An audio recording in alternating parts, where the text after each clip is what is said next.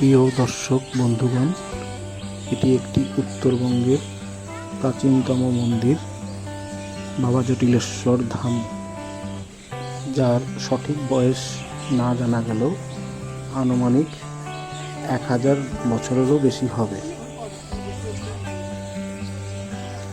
মন্দিরটি জলপাইগুড়ি জেলার ময়নাগুড়ি শহর থেকে আনুমানিক 15 কিলোমিটার দূরে অবস্থিত। পাখি